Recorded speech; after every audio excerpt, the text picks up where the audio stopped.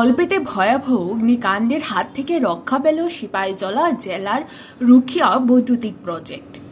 জানা গেছে, রাতে আচমকা রুখিয়া বৈদ্যুতিক প্রজেক্ট এর একটি উচ্চ ক্ষমতা সম্পন্ন ট্রান্সফরমারের শর্ট সার্কিট এর ফলে অগ্নিসংযোগ ঘটে। ঘটনাটির সঙ্গে সঙ্গে রুখিয়া বৈদ্যুতিক প্রজেক্টের দায়িত্বে থাকা কর্মীরা প্রত্যক্ষ করতে পেরে খবর দেয় বিশালগড় অগ্নি নির্বাপক দপ্তরের কর্মীদের। খবর পেয়ে অগ্নি নির্বাপক দপ্তরের কর্মীরা একটি ইঞ্জিন নিয়ে ঘটনাস্থলে দ্রুত ছুটে এসে বিদ্যুৎ কর্মীদের সহযোগিতায় কিছুক্ষণ চেষ্টার পর আগুন নিয়ন্ত্রণে আনে।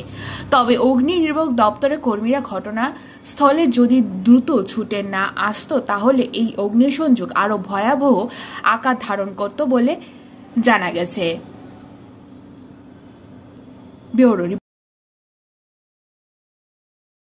ব্লকের আন্ডারে রুখিয়া প্রজেক্টে একটা ট্রান্সফরমার মধ্যে আগুন লেগেছে। আমরা বিশালগড় ফায়ার সার্ভিস স্টাফ খবর পেয়ে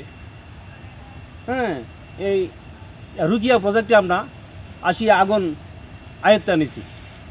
ক্ষতির পরিমাণ পাই তারার মুখের ভাষা যে প্রায় 50 লক্ষ হতে পারে এবং অন্তত 1 কোটি টাকার উপরে এটা সেভ হয়েছে। কয়টার সময় এই ঘটনা হয়েছে?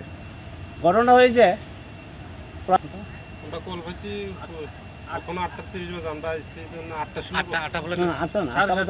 আটটা 7:45 আমরা বিশালগড় ফায়ার সার্ভিস থেকে আমরা খবর পেয়েছি।